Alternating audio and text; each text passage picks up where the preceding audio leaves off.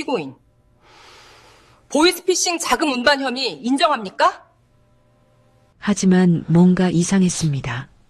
5천만 원을 챙긴 조직팀장이라는 청년의 신발은 파란 테이프로 칭칭 감겨 있었고 볼은 굶어서 푹 꺼져 있었습니다. 더 기막힌 건 청년의 얼굴이었습니다. 죽은 남편과 똑같은 눈매에 귀를 만지는 버릇까지. 은정의 손에서 기소장이 떨어졌습니다. 20년 전 사라진 아들 주원과 모든 게 일치했으니까요. 과연 이 청년은 누구일까요? 그리고 이준과 은정 앞에 펼쳐질 충격적인 진실은 무엇일까요? 사연 시작 전 구독과 좋아요로 함께 해주세요. 서울중앙지방법원 형사법정. 방청석을 가득 메운 사람들의 웅성거림이 잦아들자 무거운 침묵이 공기를 짓눌렀습니다. 모든 시선이 한 곳을 향했습니다. 바로 피고인석에 앉아있는 젊은 청년이었죠. 검사석에는 어른 마녀 조은정이 앉아 있었습니다. 그녀는 반쯤 내려뜬 눈으로 서류를 살피고 있었습니다. 감정이라곤 한 톨도 남아있지 않은 바싹 마른 눈동자. 이윽고 고개를 들어 피고인을 바라보는 순간 그녀의 눈빛이 서늘하게 빛났습니다. 마치 죄인을 내려다보는 사람처럼요. 그녀에게 피고인의 눈물은 그저 연기일 뿐 어떤 사연도 법의 칼날을 피해갈 순 없었죠. 피고인석의 청년은 이준이라는 이름이 24살 배달기사였습니다. 낡은 점퍼를 걸친 그는 겁에 질린 표정으로 어깨를 잔뜩 움츠리고 있었어요. 손끝은 미세하게 떨렸고 창백한 얼굴에는 며칠 밤을 지새운 공포가 가득했습니다. 그는 연신 마른 침을 삼키며 법정 안을 두리번거렸습니다. 마치 이 모든 것이 악몽이기를 바라는 것처럼요. 은정이 손에 들고 있던 서류를 탁소리가 나게 내려놓자 그 소리가 조용하던 법정에 유난히 크게 울렸습니다. 이준의 어깨가 움찔하며 더욱 움츠러들었어요. 피고인. 법정을 쩌렁쩌렁 울리는 목소리. 마치 얼음장이 깨지는 듯한 날카로움이었습니다. 보이스피싱 자금 운반 혐의 인정합니까? 그는 두 손을 가슴 앞으로 모은 채 기어들어가는 목소리로 대답했어요. 아닙니다. 저는 정말 서류 배달인 줄만 알았습니다. 은정의 입꼬리가 싸늘하게 올라갔습니다. 콧방귀를 뀌는 것 같은 비웃음이었죠. 그녀는 서류를 한 장 넘기며 이준을 쏘아보았습니다. 서류 배달 알바비가 건당 20만 원이라고요? 그녀가 판사석을 향해 고개를 돌렸습니다. 판사는 두꺼운 안경 너머로 피고인과 검사를 번갈아 보고 있었어요. 재판장님, 피고인은 상식에 맞지 않는 말을 하고 있습니다. 어떤 서류 배달이 건당 20만 원씩 주겠습니까? 초등학생도 이상하다고 느낄 금액입니다. 이준의 눈에 금세 물기가 차올랐습니다. 그는 억울함에 목이 메어 떨리는 목소리를 토해냈습니다. 할머니 병원비가 급해서 의심할 겨를이 없었습니다. 정말입니다. 믿어주세요. 그의 목소리에 울음이 섞여 갈라졌습니다. 하지만 은정은 눈 하나 깜짝하지 않았습니다. 오히려 더 차갑게 비수를 꽂았어요. 피고인들은 항상 효자고 항상 사정이 급하죠. 그게 면죄부가 될 순 없습니다. 그녀의 목소리가 한층 더 날카로워졌어요. 마치 칼날처럼 이준의 가슴을 파고들었습니다. 그 돈이 피해자들에겐 평생 모은 목숨값이었습니다. 당신 때문에 삶이 송두리째 무너진 사람들은 생각 안 해봤습니까? 이준은 더 이상 대답하지 못했습니다. 입술만 달싹일 뿐 목소리가 나오지 않았죠. 뺨을 타고 흐르는 눈물을 닦을 생각조차 하지 못했어요. 그때였습니다. 극도의 불안감에 휩싸인 이준이 무의식적으로 오른손을 들어 오른쪽 귓바퀴를 만지작거렸습니다. 그 작은 동작이 은정의 시선을 자석처럼 끌어당겼습니다. 귀를 만지는 손, 불안해서 귓불을 잘게 쓰다듬는 저 손짓. 은정의 심장이 쿵 하고 내려앉았습니다. 머릿속 깊은 곳에서 무언가가 꿈틀거리기 시작했어요. 20년 전의 기억이었습니다. 어린 아들 주원이도 불안하면 꼭 오른쪽 귀를 만지곤 했죠. 은정은 애써 고개를 저었습니다. 아니야. 그냥 불안해서 나오는 흔한 버릇일 뿐이야. 그렇게 스스로를 타일렀지만 그녀의 시선은 이미 이준의 오른손에 고정되어 떼어지지 않았습니다. 손가락이 귓불을 쓸어내리는 그 동작이 너무나 익숙했어요. 이준이 천천히 고개를 들었습니다. 법정의 조명 아래 그의 눈이 또렷하게 드러났어요. 쌍꺼풀 없이 길게 뻗은 눈매, 겁에 질려 물기가 어린 눈망울, 억울함과 두려움이 동시에 뒤섞인 표정이었습니다. 은정의 동공이 지진이라도 난 듯 흔들렸습니다. 손에 들고 있던 볼펜이 바닥으로 떨어졌지만 그녀는 알아차리지 못했어요. 이준의 얼굴 위로 20년 전 잃어버린 아들 주원의 모습이 겹쳐 보였습니다. 아빠 눈을 빼다 박았다던, 귀를 만지작거리던 내 새끼. 설명할 수 없는 기시감이 온몸의 털을 곤두세우게 했습니다. 범죄자의 눈이라기엔 너무나 억울해 보이는 저 눈빛. 은정의 가슴에 이유를 알 수 없는 통증이 쿡쿡 박혔습니다. 검사님? 계속하시죠. 판사의 재촉에 은정은 퍼뜩 정신을 차렸습니다. 그녀는 입술을 깨물며 애써 냉정을 되찾으려 했어요. 바닥에 떨어진 볼펜을 주워들고 떨리는 손으로 서류를 넘기며 말했습니다. 피고인의 변명은 들을 가치도 없습니다. 말은 뱉었지만 목소리는 갈대처럼 흔들리고 있었습니다. 은정은 도망치듯 서류를 덮어버렸습니다. 재판이 끝나고 이준이 피고인석에서 일어나 법정을 나섰어요. 낡은 점퍼를 여미고 축 처진 어깨로 터벅터벅 걸어나가는 뒷모습이 유난히 작아 보였습니다.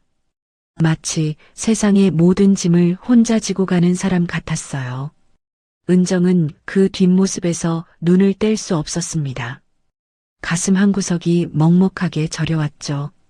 법정 밖으로 나선 은정은 갑자기 밀려오는 현기증에 벽을 짚어야 했습니다.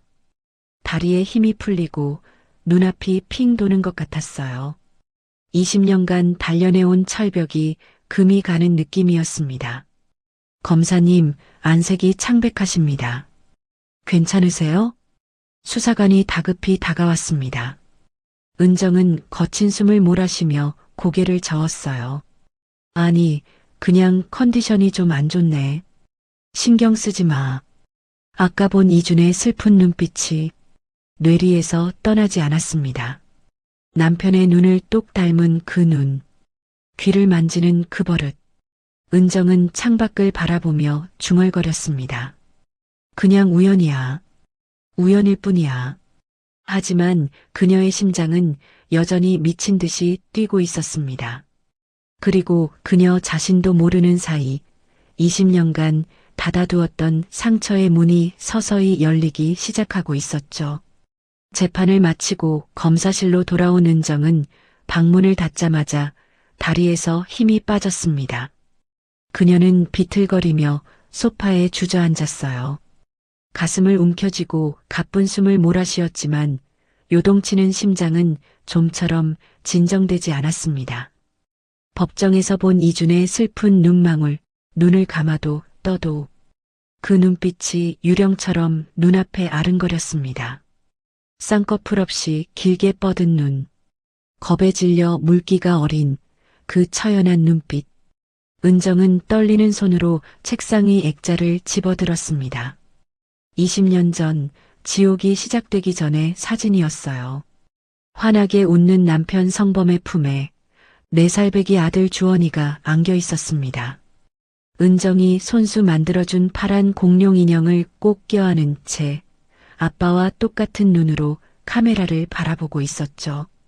은정의 시선이 사진 속 남편의 눈에 멈췄습니다. 그것이 아까 법정에서 본 이준의 눈과 소름 끼치도록 겹쳐 보였어요. 24. 은정이 메마른 입술로 중얼거렸습니다. 목소리가 갈라져 나왔어요. 주원이가 살아있다면 딱 저 아이 나이인데. 그 순간 눈물이 툭 떨어져 액자 유리를 적셨습니다. 은정은 20년간 꼭꼭 봉인해 두었던 기억의 문이 열리는 것을 느꼈어요. 지옥 같았던 그날의 기억이 쓰나미처럼 밀려왔습니다. 20년 전 30살이었던 은정은 젊고 패기 넘치는 검사였습니다. 그녀는 한 흉악한 살인범을 집요하게 수사해 결국 감옥에 보냈어요.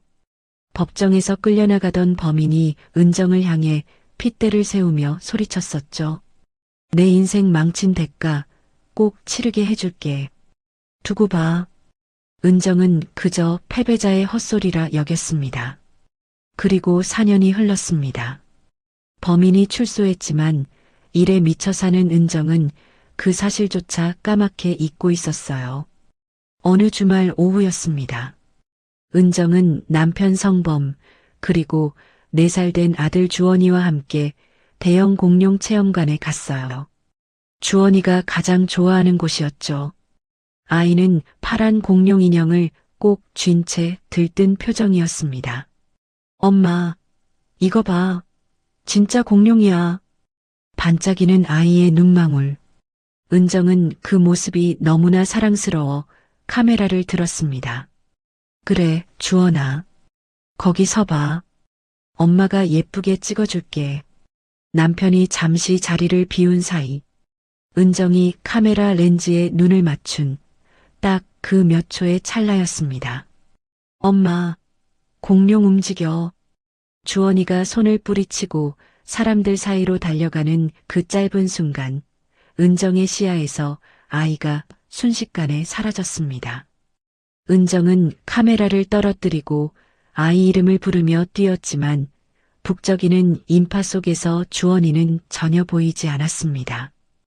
미아보호센터, 경비실, 안내데스크.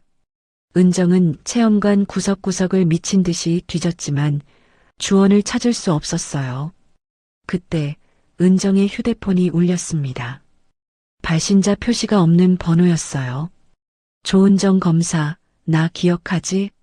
수화기 너머로 섬뜩한 남자 목소리가 들려왔습니다. 은정의 온몸이 얼어붙었어요. 네가 뺏은 내 4년, 네 새끼 목숨으로 갚아. 뭐라고요? 당신 누구야? 은정이 비명에 가까운 소리를 질렀습니다. 그 순간 수화기 너머로 익숙한 목소리가 들려왔어요. 엄마. 주원이가 울부짖는 소리였습니다. 그리고 전화는 뚝 끊겼어요. 은정의 세상이 무너져 내렸습니다. 경찰은 대대적인 수색에 나섰습니다. 이틀 밤낮의 추격 끝에 범인의 차량이 한강에서 발견됐습니다. 하지만 차 안에는 익사한 범인뿐 주원은 흔적조차 없었죠. 경찰은 아이가 물에 빠져 떠내려갔을 거라 결론지었습니다. 시신은 끝내 발견되지 않았죠. 심장이 약했던 남편 성범은 아이의 죽음을 인정하지 못했습니다. 약도 먹지 않은 채 빗속을 헤매며 전단지를 붙이다 결국 길바닥에서 심장마비로 쓰러졌습니다. 구급차가 도착했을 때는 이미 늦은 뒤였죠. 서울 장례식장. 은정은 남편과 아들의 영정 사진을 나란히 모셔야 했습니다. 단 며칠 사이에 가족을 모두 잃은 것이었어요.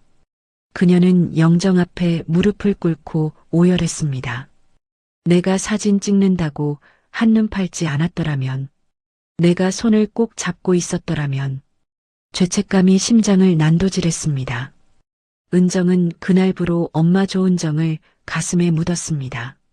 대신 피도 눈물도 없는 어른 마녀가 되어 범죄자들을 처단하는데 남은 생을 바치기로 맹세했습니다. 하지만 은정이 모르는 진실이 있었습니다. 같은 시각 서울 외곽 수유동의 달동네. 기록적인 한파가 몰아치던 밤이었어요. 55살의 이금주는 얼어붙은 손으로 폐지 리어카를 끌고 있었습니다. 쓰레기장 근처를 지날 때였습니다. 갑자기 이상한 소리가 들려왔어요. 가느다란 신음소리였어요. 금주는 리어카를 세우고 소리가 나는 쪽으로 다가갔습니다. 쓰레기 더미를 파헤치자 검은 봉지들 사이에서 웅크린 작은 생명이 보였습니다. 세상에, 금주는 기겁했습니다. 얇은 옷 하나만 걸친 채 파랗게 질려 떨고 있는 4살 배기 꼬마.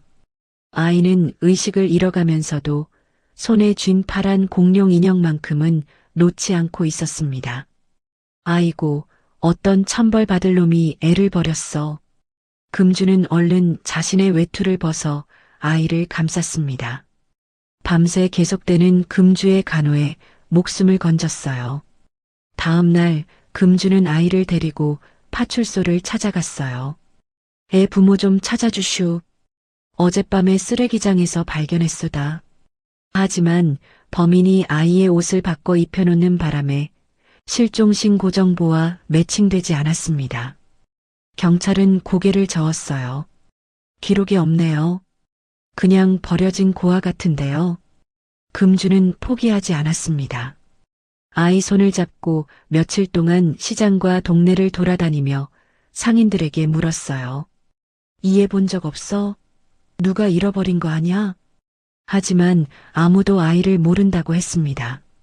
금주는 매일같이 파출소를 찾았지만 경찰들의 반응은 냉담했어요. 아주머니, 형편도 어려우신데 애 키우는 거 무리예요. 시설로 보내야 밥이라도 제때 먹죠. 금주도 그 말에 반박하지 못하고 망설였습니다. 자신의 가난이 아이에게 짐이 될까 두려웠으니까요. 경찰이 아이의 손을 잡으려던 순간 아이가 금주의 등 뒤로 숨으며 허름한 바짓가랑이를 꽉 움켜쥐었습니다. 싫어, 싫어. 그 처절한 울음소리가 평생 외롭게 살아온 금주의 가슴을 후벼 팠습니다. 차가운 등 뒤로 전해지는 아이의 따뜻한 온기. 금주는 눈물을 훔치며 아이를 와락 끌어안았습니다. 됐수다. 시설 가서 눈칫밥 먹느니 내가 굶더라도 내 새끼로 키우겠소. 가자, 아가. 집에 가자. 금주의 품에 안긴 아이가 웅얼거렸습니다. 준. 금주는 그 소리를 듣고 아이에게 이준이라는 이름을 지어주었습니다. 그렇게 두 사람의 가난하지만 따뜻한 인연이 시작된 것이었습니다. 다시 현재로 돌아와 회상에서 깨어난 은정은 거칠게 눈물을 닦아내며 고개를 세차게 저었습니다.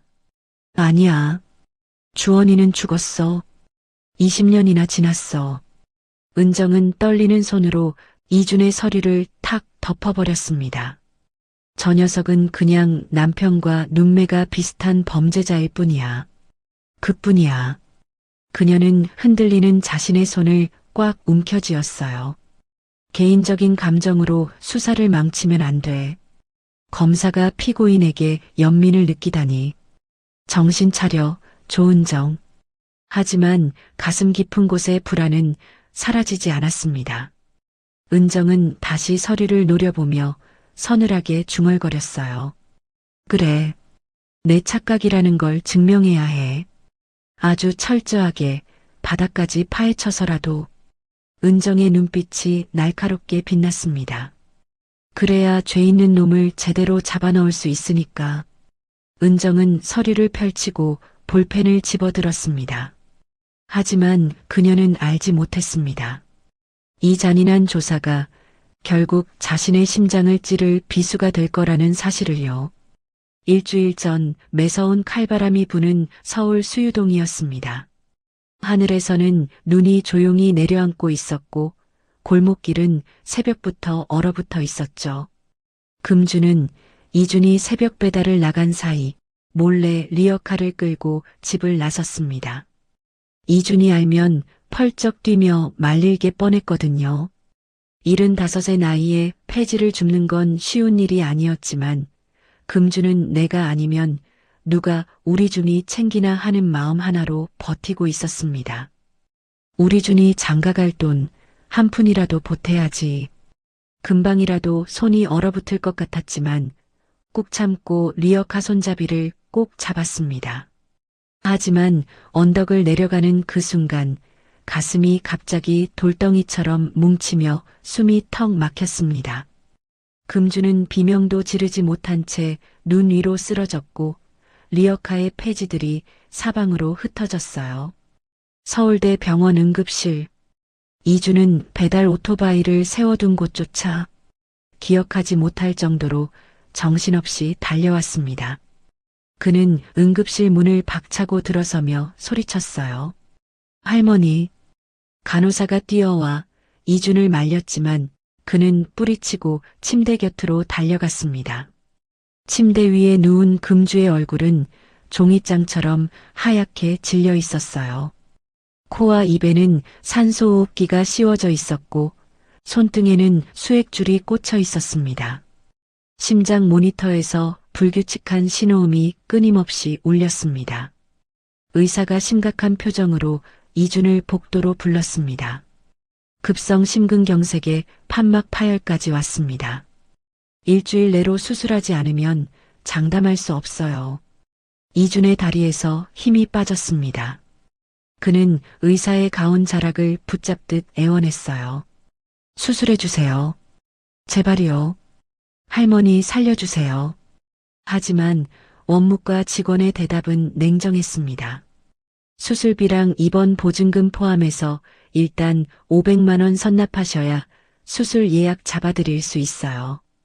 이주는 떨리는 손으로 휴대폰을 꺼내 통장 잔액을 확인했습니다. 잔액 32만 4천 원. 그 순간 이주는 세상에서 가장 무력한 사람이 된 듯 했습니다. 500만 원에 턱없이 부족한 금액이었죠. 이주는 머리를 쥐어뜯었습니다. 어릴 때부터 자신을 지켜준 할머니를 이번엔 본인이 지켜드릴 차례인데 아무것도 가진 게 없다는 사실이 그의 가슴을 찢어지게 만들었어요. 어떻게든 돈을 구해야겠다는 생각뿐이었습니다. 이주는 당장 편의점 알바 사장에게 전화를 걸었어요. 사장님, 죄송한데 값을 좀 부탁드려도 될까요? 할머니가 위급하셔서요. 하지만 돌아온 대답은 차가웠습니다. 너 지난번에도 가져갔잖아. 계속 이러면 서로 곤란해. 매몰찬 거절과 함께 전화가 끊겼습니다. 이주는 병원 복도 구석 차가운 바닥에 쭈그리고 앉았어요. 병실 안에서 들려오는 위급한 기계음 소리가 이준의 목을 조여왔습니다. 이준은 지푸라기라도 잡는 심정으로 스마트폰 검색창에 글자를 입력했습니다. 단기 고액 알바. 수많은 수상한 광고들 사이 하나가 이준의 눈에 들어왔습니다. 법률사무소 서류 단순 배송. 건당 20만 원. 당일 현금 지급. 이준은 의심이 들었습니다. 서류 배달에 20만 원이라니 너무 큰 액수였죠. 하지만 의심할 겨를이 없었습니다. 할머니를 살릴 수만 있다면 악마와 손이라도 잡아야 했으니까요. 이주는 떨리는 손으로 전화를 걸었습니다. 여보세요. 알바 문의드리려고요. 수화기 너머로 신뢰감을 주는 중저음의 목소리가 들려왔습니다. 아, 법률 서류 전달하는 일입니다. 저희가 비밀 보장이 중요해서 간단한 보안 교육 받으셔야 해요. 그럴싸한 말들에 이주는 안도의 한숨을 내쉬었습니다. 네, 시키는 대로 다 하겠습니다. 돈이 급해서요. 상대방이 사무적인 말투로 지시했습니다. 보안 때문에 일반 문자 쓰면 안 되고요. 제가 보내드리는 업무용 어플 설치하세요. 업무 시작하면 수금 완료, 전달하러 갑니다. 이런 식으로 바로바로 보고하세요. 우리 사무소 규칙입니다. 다음 날 이주는 지하철역 물품 보관함 앞에 섰습니다. 지시받은 번호의 보관함을 열자 고급스러운 쇼핑백이 들어 있었어요. 꽤 묵직했습니다. 그때 휴대폰에 문자가 도착했어요. 봉투 안 내용물, 금액 맞는지 확인하고 사진 찍어 보내세요. 의뢰인 확인용입니다. 이주는 아무 의심 없이 쇼핑백을 열었습니다. 하지만 그 안에는 서류가 아닌 5만 원권 현금 다발이 벽돌처럼 들어 있었어요. 이준의 심장이 쿵 내려앉았습니다. 그는 급히 전화를 걸었어요. 저기요, 서류라면서요? 이거 돈인데요? 상대방은 태연하게 대답했습니다. 아, 합의금 전달입니다. 민사소송 합의금은 현금으로 주고받거든요. 사고 나면 안 되니까 얼른 수금 완료라고 보내고 사진 찍어 보내요. 그래야 알바비 지급됩니다. 이주는 찜찜했지만 합의금이라는 말에 고개를 끄덕였습니다. 병실에 누워있는 할머니의 얼굴이 떠올랐기 때문이었죠. 이주는 떨리는 손으로 돈다발 사진을 찍고 시키는 대로 문자를 보냈습니다. 수금 완료했습니다. 그땐 이 문자가 훗날 그의 발목을 잡게 될 줄은 꿈에도 몰랐죠. 이주는 약속 장소인 오피스텔 앞으로 이동했습니다. 차가운 바람이 불었지만 가슴만은 뜨거웠습니다. 이 일만 몇 번 하면 할머니 수술비 금방 만들 수 있어. 조금만 버티세요, 할머니. 약속 장소에 도착해 누군가에게 쇼핑백을 건네려던 바로 그 순간이었습니다. 움직이지 마. 경찰이다. 사방에서 형사들이 뛰쳐나왔습니다. 골목 어귀에서, 주차된 차량 뒤에서, 건물 입구에서 순식간에 10명 가까운 사람들이 이준을 에워쌌어요. 이준은 영문도 모른 채 바닥에 쾅 찍혔습니다.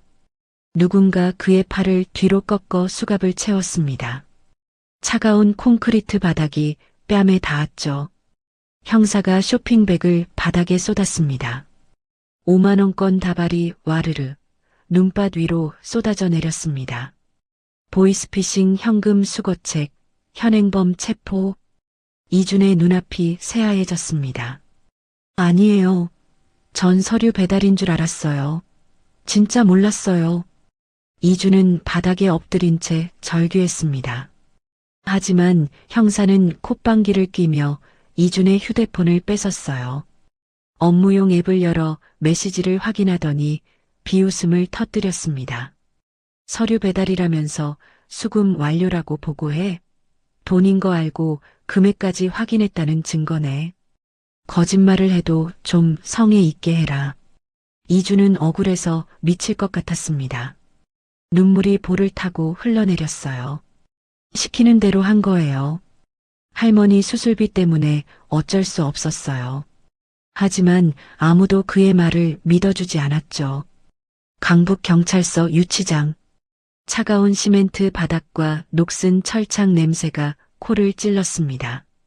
형광등 불빛이 차갑게 내리쬐는 좁은 공간에서 이주는 철창을 두 손으로 붙잡고 소리 없이 울었습니다. 자신이 갇힌 것보다 홀로 병원에 누워있을 할머니 걱정에 가슴이 찢어지는 것 같았어요. 할머니는 지금 어떻게 됐을까? 수술은 받으셨을까? 내가 감옥에 갇혔다는 걸 알면 얼마나 가슴이 아프실까? 담당 형사가 다가와 말했습니다. 초범이고 도주 우려도 없으니까 일단 수사만 받고 집에 갈 수 있어. 하지만 혐의가 짙어. 재판 가면 검사님한테 가서 싹싹 빌어. 풀려난 이주는 경찰서 앞 계단에 주저앉았습니다. 수술비는커녕 전과자가 될 처지. 먹구름 낀 하늘이 금방이라도 무너져 내릴 것만 같았습니다. 이주는 아직 몰랐습니다. 그가 마주하게 될 그 검사가 그의 인생을 완전히 뒤집을 사람이라는 걸요. 첫 공판이 끝난 날 오후였습니다. 하늘에는 잿빛 구름이 낮게 깔려 있었고 찬바람이 옷깃을 파고들었어요. 이주는 불구속 상태로 풀려나자마자 허겁지겁 병원을 향해 뛰었습니다. 법정에서 검사에게 추궁당하는 내내 머릿속에는 할머니 생각뿐이었어요. 할머니는 지금 괜찮으신 건가? 가슴이 타들어가는 것 같았죠. 골목길을 빠져나오는데 갑자기 검은 세단 한 대가 이준의 앞을 가로막았습니다. 타이어가 끼익 소리를 내며 멈춰 섰어요. 이준은 깜짝 놀라 걸음을 멈췄습니다. 심장이 쿵쿵 뛰기 시작했어요. 차 문이 천천히 열렸습니다. 그 안에서 한 남자가 내렸어요. 마흔 즈음으로 보이는 사내였습니다. 값비싼 검은 코트를 걸치고 손가락에는 번쩍이는 금반지를 끼고 있었죠. 머리는 올백으로 넘겨 단정하게 정돈되어 있었고 구두는 거울처럼 반질반질하게 닦여 있었습니다. 하지만 그의 눈은 웃고 있지 않았어요. 비틀어진 미소만이 입가에 걸려 있었습니다. 보이스피싱 조직의 책임자 박영탁이었어요. 영탁이 준에게 다가와 어깨를 툭 쳤습니다. 친근한 척하는 손길이었지만 이준의 등골이 서늘해졌어요. 어이, 이준 씨. 재판에서 입을 아주 잘 놀리더라. 아주 청산유수야. 목소리는 부드러웠지만 그 말끝에는 사람을 베는 듯한 냉기가 서려 있었습니다. 이준은 본능적으로 뒤로 물러났지만 영탁은 한 발 더 다가왔어요. 담배 냄새와 진한 향수 냄새가 뒤섞여 코를 찔렀죠. 뭘 원하시는 건데요? 이준의 목소리가 떨렸습니다. 영탁은 피식 웃으며 이준의 귀에 대고 속삭였어요. 간단해. 재판에서 네가 팀장이라고 해. 모든 게 네가 시킨 일이라고. 이준의 눈이 휘둥그레졌습니다. 그게 무슨... 이준이 충격에 말을 잇지 못하자 영탁은 더 낮은 음성으로 속삭였어요. 안 그러면 말이야, 병원에 있는 네 할머니. 심장 약한 거 내가 다 알고 있거든. 이준의 얼굴이 하얗게 질렸습니다. 온몸의 피가 싹 빠져나가는 느낌이었어요. 다리가 후들후들 떨리기 시작했고 손바닥에는 식은 땀이 배어 나왔습니다. 하지 마세요. 제발이요. 할머니는 건드리지 마세요. 이준의 목소리가 애원에 가깝게 갈라졌어요. 영탁은 오히려 즐기는 듯한 표정으로 말을 이었습니다. 경찰이 갑자기 들이닥쳤다 치자 손자가 범죄자라고 알게 됐다? 그 약한 심장으로 버티시겠어? 이준은 피가 날 정도로 입술을 깨물었어요. 할머니의 얼굴이 눈앞에 아른거렸습니다. 병실 침대에 누워 산소호흡기를 쓰고 계시던 창백한 얼굴, 이준을 보며 힘없이 웃으시던 모습, 숨이 막혔습니다. 영탁이 마지막 미끼를 던졌어요. 목소리가 한층 부드러워졌습니다. 대신 네가 총대 매면 수술비는 우리가 싹 책임져 줄게. 나쁘지 않지? 이준의 눈에 눈물이 고였습니다. 선택의 여지는 없었어요. 할머니를 지키려면, 할머니가 수술을 받게 하려면 아무리 생각해도 방법은 단 하나였습니다. 제가 했다고 하면 되는 거죠. 영탁은 만족스러운 미소를 지으며 이준의 뺨을 가볍게 툭 쳤습니다. 역시 효심이 깊네. 아주 마음에 들어. 영탁은 그 말을 남기고 다시 검은 세단에 올라탔어요.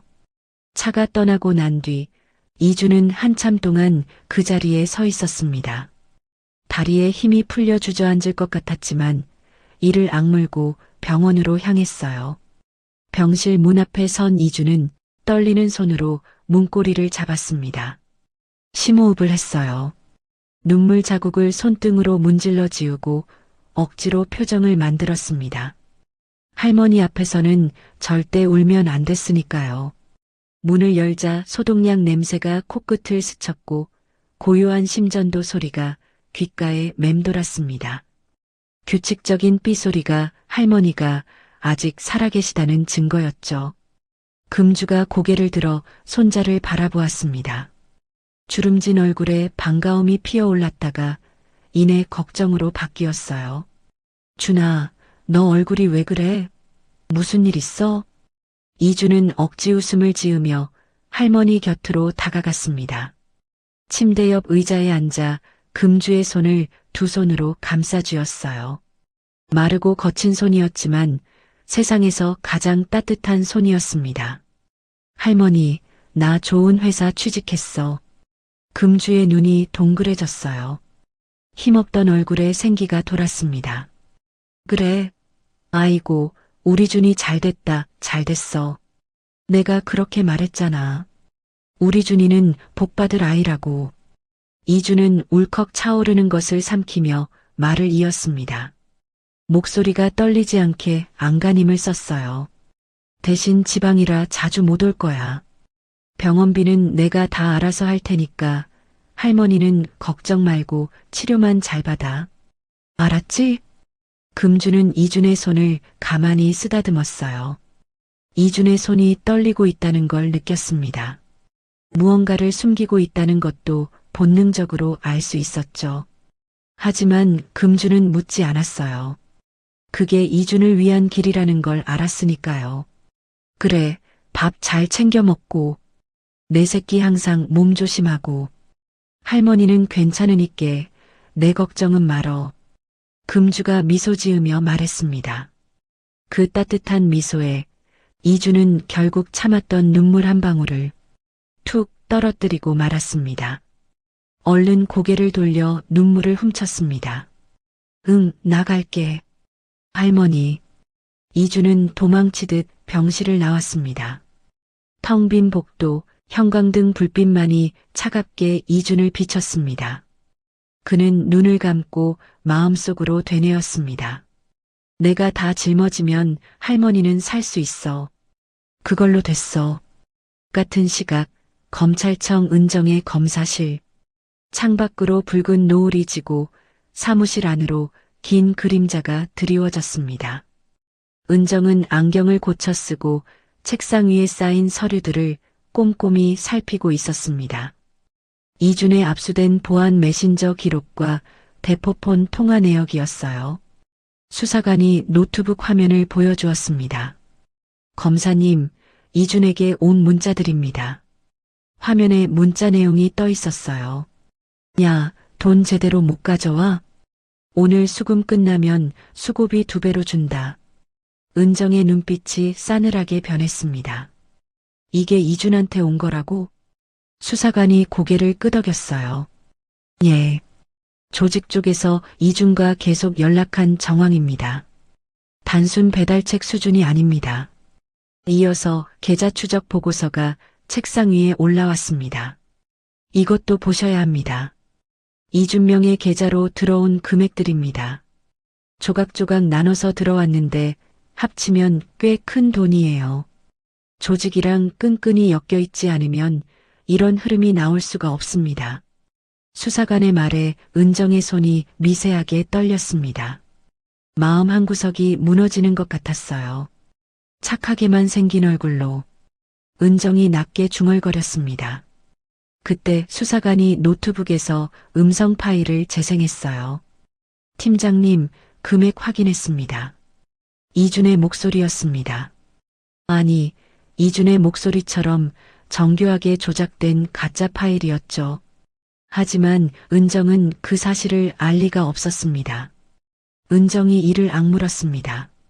눈빛이 얼음장처럼 차가워졌어요. 이 자식이 감히 법정을 가지고 놀아? 그녀의 머릿속에서 오해가 완성되어 갔습니다. 법정에서 봤던 이준의 눈빛이 떠올랐어요. 억울하고 순수해 보였던 그 눈. 남편의 눈매를 닮은 것 같아서 흔들렸던 자신이 한없이 바보처럼 느껴졌습니다. 은정은 서류를 탁 내려놓았습니다.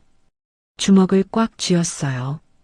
다시는 흔들리지 않겠다고, 더 혹독하게 몰아붙이겠다고 다짐했습니다.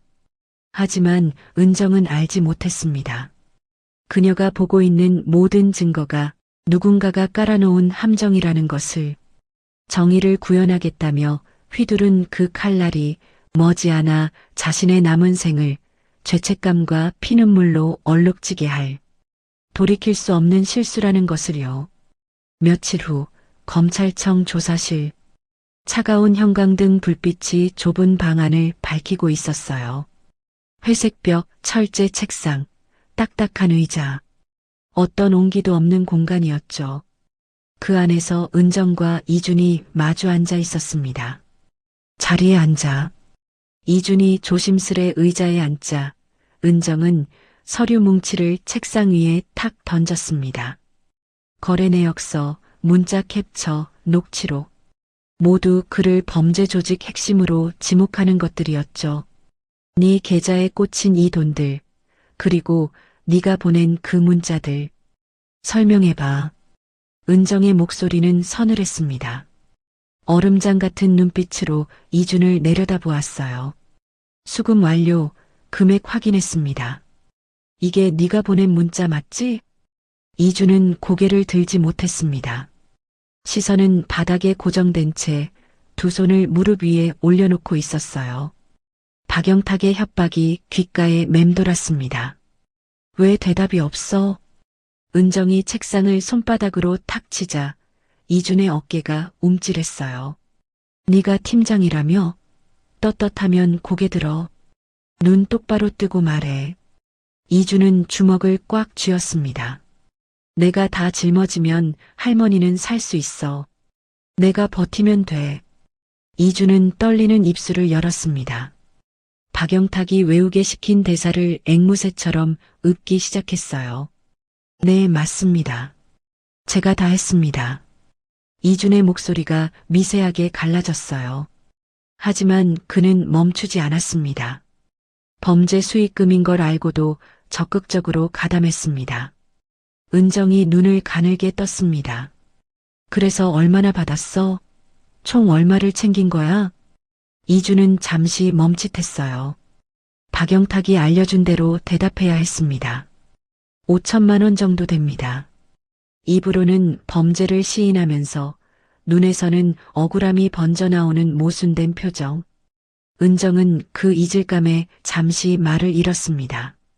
돈 때문이야? 그 돈 다 어디다 뒀어? 은정이 차갑게 물었습니다. 유흥비로 탕진했니? 술이나 도박에 썼어? 어디다 쓴 거야 말해.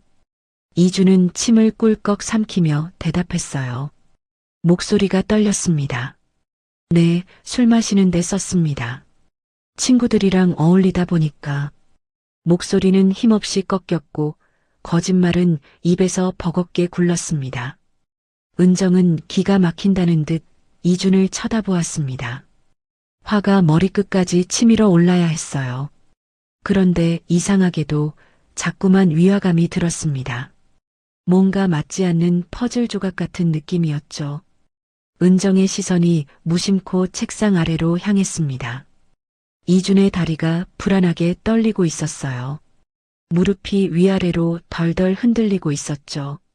그때 은정의 눈에 이준의 운동화가 들어왔습니다. 낙디 낡은 운동화였어요. 밑창이 반쯤 떨어져 덜렁거리는 것을 파란 청테이프로 칭칭 감아놓은 낡은 신발. 옆면에는 구멍이 뚫려 있었고 때가 꼬질꼬질하게 끼어 있었습니다. 은정의 미간이 깊게 패였습니다. 신발꼴이 이게 뭐야? 5천만 원 챙긴 놈이 신발 하나를 못 사? 은정은 다시 이준의 얼굴을 살폈습니다. 광대뼈가 튀어나올 정도로 볼이 홀쭉했고 입가에는 못 먹어서 생긴 마른 버짐이 하얗게 피어 있었습니다. 잘 먹고 잘 산 범죄자의 얼굴이 아니었어요. 이준은 비틀거리며 조사실을 나갔습니다. 축 처진 어깨가 안쓰러워 보였죠. 은정은 자리에 앉아 서류를 정리하려 했지만 가슴 한구석에 박힌 가시 같은 의심을 떨칠 수가 없었습니다. 뭔가 이상해. 분명히 이상해. 그녀는 중얼거리며 자리에서 벌떡 일어났습니다. 몰래 이준의 뒤를 밟기로 했어요. 이준은 검찰청 주차장으로 향했습니다. 은정은 기둥 뒤에 숨어 그 모습을 지켜보았어요. 주차장 한 구석에 낡은 배달 오토바이가 세워져 있었습니다. 배달통은 여기저기 찌그러져 있었고 파란 청테이프로 덕지덕지 붙여놓은 흔적이 역력했어요. 저게 5천만 원 챙긴 놈의 오토바이라고? 은정은 믿기 어려웠습니다. 그때 이준이 주머니에서 주섬주섬 열쇠를 꺼냈습니다. 이준이 열쇠를 오토바이에 꽂으려는 순간이었습니다. 달그락 소리와 함께 키링이 가로등 아래에서 반짝였습니다. 은정의 시선이 자석처럼 그것에 고정되었습니다. 손바닥만한 파란색 공룡 인형. 색이 다 바래서 회색에 가까워져 있었고 꼬리는 뜯어져서 엉성한 바느질로 수선되어 보였죠. 하지만 그 형태만큼은 분명했습니다. 은정의 숨이 턱 막혔습니다. 저건 그녀의 머릿속에 20년 전의 기억이 번개처럼 스쳐 지나갔어요. 그때 은정은 30살이었습니다. 아들 주원이의 4번째 생일을 앞두고 서툰 솜씨로 밤새 인형을 만들던 나날이었어요. 남편 성범이 거실에서 물었습니다. 당신이 바느질도 할 줄 알아? 몰라도 배우면 되지. 우리 주원이 위해서라면 못할 게 뭐 있어. 하지만 솜씨가 서툴렀어요. 솜을 넣는 것도 바느질하는 것도 쉽지 않았죠. 손가락을 바늘에 찔려 피가 나기도 했어요. 은정은 투덜거리면서도 포기하지 않았어요. 결국 완성된 인형은 삐뚤빼뚤했습니다. 특히 꼬리 부분이 유독 뭉툭하고 못생겼었죠. 20년 세월에 낡고 빛바랜 인형. 은정의 심장이 미친 듯이 뛰기 시작했습니다. 귀가 먹먹할 정도로 심장 소리가 크게 들렸어요. 말도 안 돼. 저건 내가 만든 거잖아. 은정의 입에서 떨리는 목소리가 새어나왔습니다. 다리에 힘이 풀려 그 자리에 주저앉을 것 같았어요. 가로등 기둥을 붙잡고 겨우 몸을 지탱했습니다. 왜 저 녀석이 저걸 갖고 있는 거야? 어떻게? 하지만 그녀는 곧 고개를 세차게 저었습니다. 잘못 본 건가? 대체 뭐가 어떻게 된 거야? 은정은 스스로를 다독였어요. 손으로 가슴을 누르며 거친 숨을 내쉬었습니다. 내 아들은 죽었어. 20년 전에 죽었다고. 그때 이준이 오토바이 시동을 걸었습니다. 낡은 마호라 소리가 저녁 골목을 울리며 멀어져 갔어요. 가로등 불빛 아래 홀로 선 은정. 그녀의 그림자가 길게 늘어져 있었어요. 차가운 바람이 코트 자락을 흔들었지만 은정은 추운 줄도 몰랐습니다. 온 신경이 방금 본 것에 쏠려 있었거든요. 20년간 굳게 닫아두었던 문이 조금씩 삐걱거리며 열리고 있었습니다. 그리고 그 문 너머에는 은정이 차마 마주하기 두려워했던 진실이 숨을 죽이고 기다리고 있었죠. 은정은 며칠째 뜬 눈으로 밤을 지새웠습니다. 거울에 비친 자신의 얼굴은 퀭하고 초췌했어요. 눈 밑에는 시퍼런 다크서클이 내려앉았고 볼은 헬쑥하게 꺼져 있었습니다. 하지만 잠이 올 리가 없었어요. 그날 본 파란 공룡 인형, 특히 삐뚤빼뚤한 꼬리가 계속 머릿속을 파고들었습니다. 눈을 감아도 뜨고 있어도 그 장면이 따라붙었어요. 은정은 결국 결심했습니다.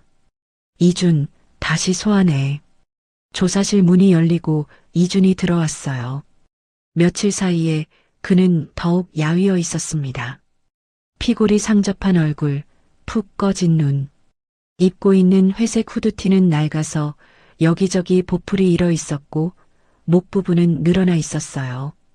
이준이 의자에 앉았습니다. 고개를 숙인 채 두 손을 무릎 위에 올려놓았어요. 은정은 이번에는 서류를 보지 않았습니다. 대신 이준의 얼굴을, 거친 손을, 그가 풍기는 처연한 분위기를 유심히 관찰했습니다. 검사의 눈이 아니었습니다. 자신도 모르게 엄마의 눈으로 이준을 뜯어보고 있었습니다. 이준 씨. 은정이 입을 열었습니다. 목소리가 평소보다 부드러웠어요. 부모님 기억은 정말 하나도 안 나? 뜬금없는 질문이었습니다. 범죄 사실과는 전혀 상관없는 출생 배경에 대한 물음. 이준은 고개를 들어 은정을 바라보았습니다. 눈빛에 경계심이 가득했습니다. 왜 그런 걸 물으시는 건데요? 그냥 궁금해서. 대답해. 박영탁의 협박이 떠올랐습니다. 개인적인 얘기하면 죽는다. 할머니 목숨이 달렸어. 이주는 잔뜩 위축된 채 시선을 바닥으로 떨어뜨렸습니다. 기억 안 납니다. 짧고 단호한 대답이었어요. 하지만 은정은 물러서지 않았습니다. 정말이야? 아무것도? 4살이면 기억이 있을 수도 있잖아. 아주 어렴풋하게라도 엄마 얼굴이라든지 살던 집이라든지 모른다니까요. 왜 자꾸 그런 걸 물어보시는 거예요? 이준의 목소리가 날카로워졌습니다. 은정은 답답함에 책상을 탁 쳤어요. 목소리가 저도 모르게 높아졌습니다. 내 눈 똑바로 보고 말해. 잘 생각해 보라고. 그 순간이었습니다. 이준의 머릿속에서 은정의 고함 소리와 박영탁의 협박하는 목소리가 환청처럼 겹쳐 들렸어요. 이준의 심장이 미친 듯이 뛰기 시작했습니다. 귀가 먹먹해질 정도로 심장 소리가 크게 울렸어요. 시야가 하얗게 질려가고 숨구멍이 꽉 막히는 느낌. 폐가 쪼그라드는 고통이 밀려왔습니다. 공황장애였습니다. 이주는 가슴을 쥐어뜯으며 책상 위로 무너졌어요. 상체가 앞으로 꺾이며 이마가 책상에 부딪혔습니다. 죄송합니다. 제가 말이 제대로 나오지 않았어요. 숨을 쉬려고 해도 공기가 들어오지 않았습니다.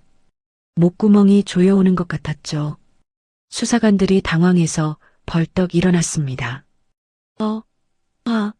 숨 넘어가는데? 왜 이래? 119 불러야 하나? 검사님. 아니, 잠깐만. 내가 할게. 그때 은정의 얼굴에서 검사로서의 표정이 사라지고 순간적으로 엄마의 얼굴이 떠올랐습니다. 그녀는 책상을 뛰어넘듯 달려가 이준 곁에 섰습니다. 이준, 정신 차려. 은정이 이준의 어깨를 잡았어요. 가까이서 본 이준의 몸은 불덩이처럼 뜨거웠습니다. 식은땀이 흘러 옷이 흠뻑 젖어 있었어요. 이준은 눈을 질끈 감은 채 헐떡거리고 있었습니다. 은정이 이준의 얼굴을 두 손으로 감싸쥐었어요. 숨 쉬어. 나 봐. 천천히 들이마시고 내쉬고. 그러나 은정의 눈 아래에는 두려움이 번져 있었습니다.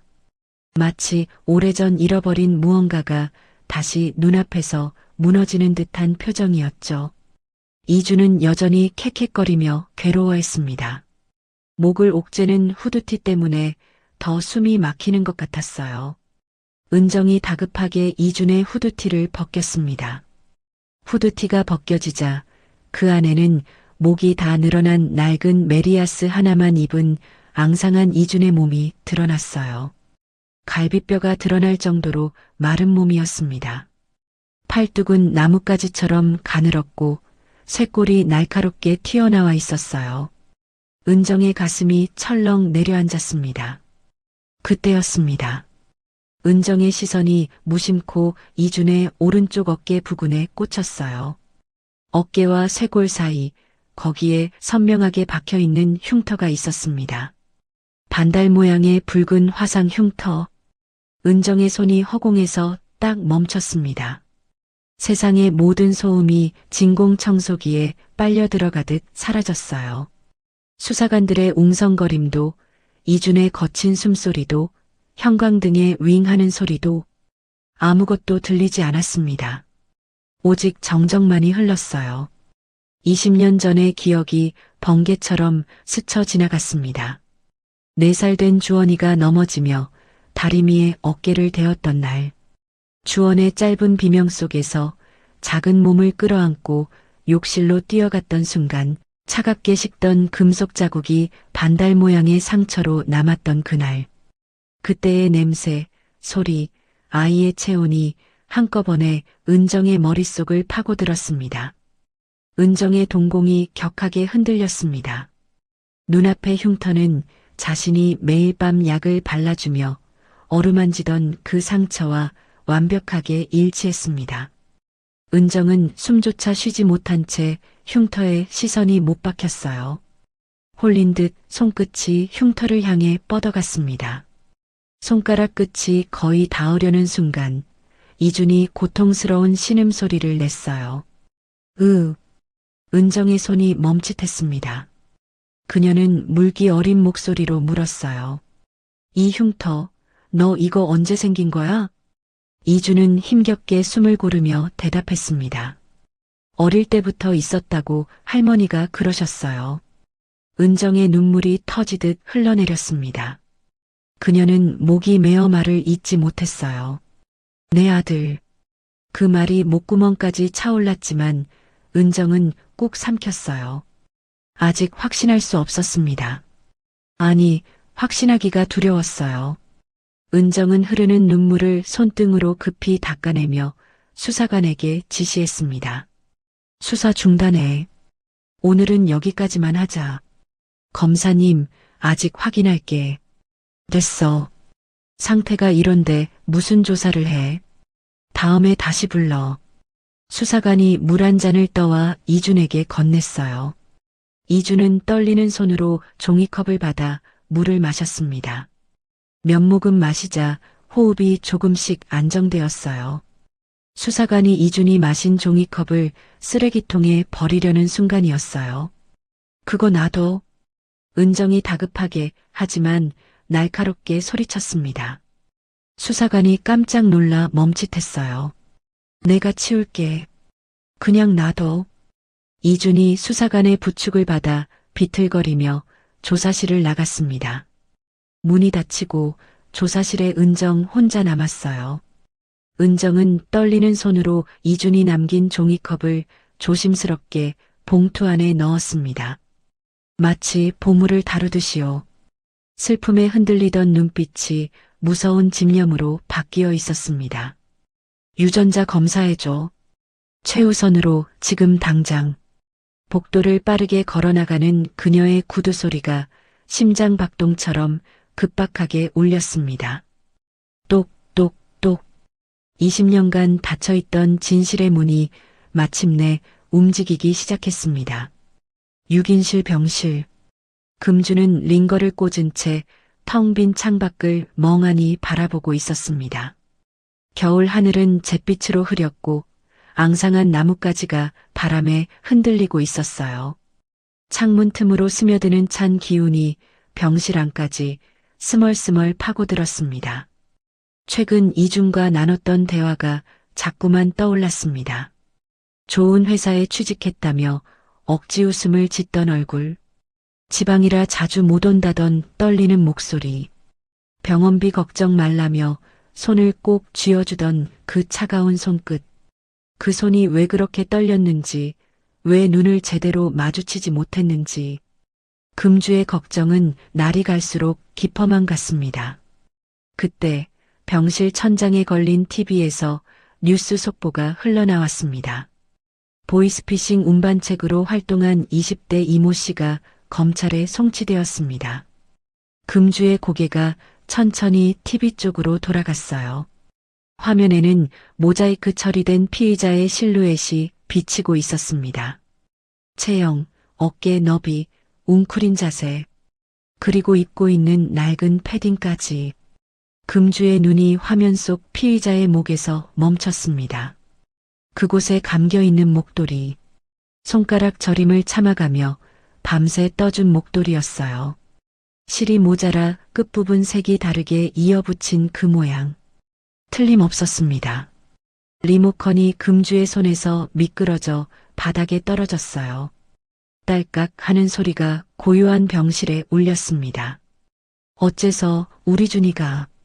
금주의 얼굴이 새하얗게 질렸습니다. 숨이 가빠지기 시작했어요. 심장이 쿵쾅쿵쾅 미친 듯이 뛰었습니다. 그녀는 떨리는 손으로 침대 난간을 붙잡고 몸을 일으켰습니다. 안 돼. 준이가 잘못되면 안 돼. 금주의 눈에 결사적인 빛이 떠올랐습니다. 그녀는 팔에 꽂힌 링거 바늘을 잡고 얼굴을 찡그린 채 조심스레 뽑아냈습니다. 팔이 욱신했지만 금주는 아랑곳하지 않았습니다. 금주는 이미 침대 옆에 세워둔 지팡이를 집어들고 있었어요. 비틀거리는 걸음으로 병실 문을 향해 나아갔습니다.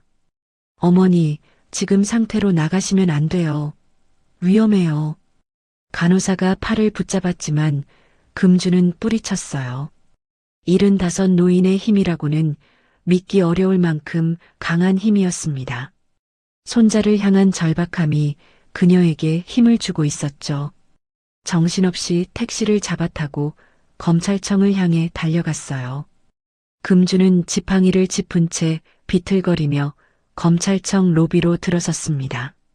숨은 거칠었고 얼굴에는 식은땀이 흥건하게 맺혀 있었어요. 입술은 파랗게 질려 있었고 다리는 후들후들 떨리고 있었습니다. 병원 가운 위에 아무렇게나 걸친 외투가 축 늘어져 있었어요. 병원에서 검찰청까지 오는 동안 몇 번이나 휘청거렸는지 모릅니다. 하지만 멈출 수 없었습니다. 손자를 살려야 했으니까요. 보안 요원들이 달려왔어요. 무슨 일이시죠? 여기 일반인 출입 금지입니다. 비켜요. 우리 손자가 억울하게 잡혀왔어. 금주의 외침은 갈라지고 힘이 없었지만 절박함만은 누구보다 강했습니다. 우리 준이가 잘못 끌려온 거라고요. 검사 좀 불러줘요. 금주의 절규가 로비 전체에 울려 퍼졌습니다. 사람들의 시선이 금주에게 꽂히고 분위기는 금세 술렁이기 시작했습니다. 보안 요원들도 어찌해야 할지 몰라 서로 눈치만 봤어요. 금주는 바닥을 짚고 기어오르듯 몸을 일으키려 했지만 힘이 빠진 다리는 말을 듣지 않았습니다. 그 착한 애가 억울하게 잡혀갔다고요. 제발이요. 누가 좀 들어줘요. 그때 엘리베이터에서 은정이 내렸습니다. 소란 소리를 듣고 내려온 것이었죠. 그녀의 시선이 바닥에 엎드려 절규하는 노인에게 닿았습니다. 금주가 고개를 들었어요. 눈물로 범벅이 된 얼굴이었습니다. 금주는 기어가듯 은정에게 다가갔어요. 그리고 은정의 발목을 두 손으로 붙잡았습니다. 검사님, 우리 준이 좀 살려줘요. 금주의 목소리가 처절하게 갈라졌습니다. 은정은 그 자리에 얼어붙었어요. 걔가 어떤 앤데요? 20년 전 그 추운 겨울날 쓰레기장에 버려진 핏덩이 내가 걷었어요. 기억도 다 잃었던 착한 애를요.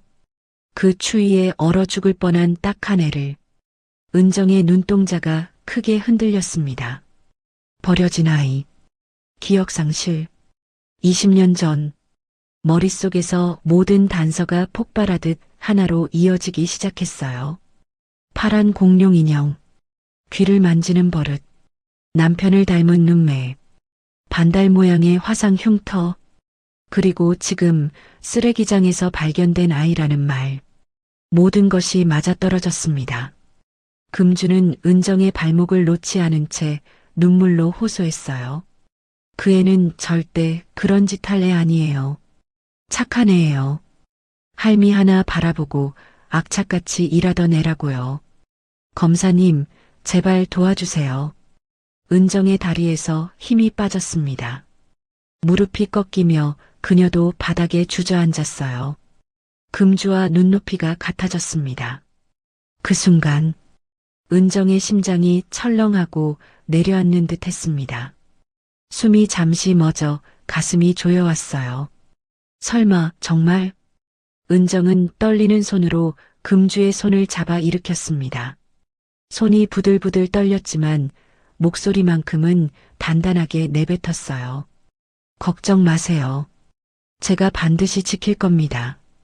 금주의 눈에서 또다시 눈물이 쏟아졌어요. 희망과 불안이 뒤섞인 눈물이었습니다. 정말요? 정말 우리 준이 억울함 풀어줄 수 있는 거죠? 은정은 떨리는 눈으로 고개를 끄덕였어요. 목이 메어 말이 나오지 않았습니다. 겨우 입술을 떼어 말했죠. 일단 병원으로 돌아가세요. 이러시다 큰일 나세요. 보안 요원이 조심스럽게 다가와 금주를 부축했습니다. 금주는 연신 뒤를 돌아보며 은정을 바라보았어요. 은정은 그 시선을 피하지 않았습니다. 고개를 끄덕이며 괜찮다는 신호를 보냈죠. 홀로 남은 로비에 은정은 한참 동안 서 있었어요. 다리에 힘이 없어 움직일 수가 없었습니다. 눈앞이 흐릿하게 일렁거렸어요. 충격, 죄책감, 그리움, 공포, 그리고 그 모든 감정을 삼켜버릴 만큼 강한 모성애. 20년 동안 죽은 줄만 알았던 아이가 살아있었다는 사실이, 그것도 자신이 기소하려던 피고인이었다는 사실이 도저히 믿기지 않았어요. 은정의 입술이 떨렸습니다. 아무도 들을 수 없는 속삭임이 새어나오듯 흘렀습니다. 주원아, 네가 살아있었구나. 눈물이 뺨을 타고 흘러내렸습니다. 은정은 손등으로 눈물을 훔치며 고개를 들었어요. 이제 그녀에게는 해야 할 일이 생겼습니다. 아들을 되찾고 억울함을 풀고 이렇게 만든 자들에게 반드시 피눈물 나는 대가를 치르게 하는 것. 그것이 20년을 잊고 살아온 한 어머니가 마침내 다시 붙잡은 사명처럼 가슴 깊이 자리 잡고 있었습니다. 은정은 책상 위에 쌓인 서류들을 하나하나 다시 살펴보고 있었습니다. 이준 사건의 모든 기록이었어요. 통장 거래 내역, 문자 메시지, 동선 기록, 녹취록. 처음 봤을 때는 완벽한 증거처럼 보였던 것들이었죠. 하지만 지금은 달랐습니다. 엄마의 눈으로, 그리고 20년 경력 검사의 눈으로 다시 보니 곳곳에서 허점이 보이기 시작했어요. 왜 진작 이걸 보지 못했을까? 은정은 자신이 한심했습니다. 통장에 입금된 돈의 흐름이 부자연스러웠습니다. 마치 누군가 일부러 이준의 계좌를 경유하게 만든 것처럼요. 입금 시간과 출금 시간 사이의 간격이 너무 짧았어요. 본인이 직접 조작했다면 이렇게 치밀하게 할 수 없었을 겁니다. 문자 메시지도 마찬가지였어요. 수금 완료라는 문구가 들어간 메시지들. 하지만 그 문자들이 보내진 시간과 이준의 실제 동선이 맞지 않는 부분이 있었습니다. 은정의 얼굴이 점점 굳어갔어요.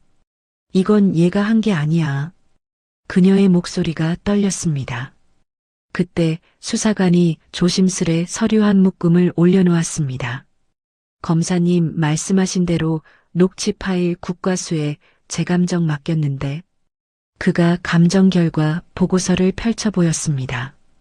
보고서에 적힌 글자를 읽는 순간 은정의 손이 덜덜 떨렸습니다. 수사관이 덧붙였습니다. 음성 합성으로 만든 가짜 파일이었다는 겁니다. 모든 증거가 박영탁 쪽에서 꾸며낸 완벽한 함정이었습니다. 은정의 손이 부들부들 떨렸습니다. 내가 이런 뻔한 함정에 넘어갔다니. 그녀는 이를 악물었습니다. 검사로서의 자존심이 무너지는 것보다 아들을 의심했다는 죄책감이 더 컸어요. 법정에서 이준을 몰아붙이던 자신의 모습이 떠올랐습니다. 은정이 내뱉었던 차가운 말이 부메랑처럼 돌아와 자신의 가슴을 찔렀어요. 그때 복도 저편에서 급한 발소리가 들려왔습니다. 수사관이 뛰어오고 있었어요. 검사님, 유전자 검사 결과 나왔습니다. 은정의 심장이 멎을 듯 쿵 내려앉았습니다. 숨이 턱 막혔어요. 손바닥에 식은땀이 배어 나왔습니다. 수사관이 내민 봉투를 받아드는 은정의 손이 사시나무처럼 떨렸어요. 봉투가 손에서 미끄러질 것 같았습니다. 심호흡을 하고 봉투를 뜯었어요. 안에서 한 장의 종이가 나왔습니다. 눈에 들어온 글자. 친자관계 성립 확률 99.999%. 아. 은정의 다리에서 힘이 빠졌습니다. 그녀는 그 자리에서 바닥에 주저앉았어요. 두 손으로 얼굴을 감싸며 울음을 터뜨렸습니다. 주원아, 주원아. 20년간 죽은 줄만 알았던 아들이 살아있었습니다. 그것도 자신이 범죄자로 몰아붙이려 했던 그 청년이 자신의 아들이었어요. 기쁨과 죄책감, 안도와 후회가 한꺼번에 밀려왔습니다. 한참을 울었습니다. 지나가는 직원들이 쳐다봤지만 신경 쓸 겨를이 없었어요. 20년 동안 흘리지 못했던 눈물이 한꺼번에 쏟아져 나왔습니다. 얼마나 지났을까요? 은정은 손등으로 눈물을 훔치고 일어났습니다. 두 눈은 붉게 충혈되어 있었지만 목소리만큼은 결연했어요. 이 사건 처음부터 다시 보겠습니다. 바로 재조사 들어갑니다. 후배 검사와 수사관들이 모였습니다. 은정이 단호하게 지시했어요. 이준 사건 기록 전부 다시 가져오세요. 박영탁 관련된 자료도 모조리요. 오늘 안에 끝냅시다.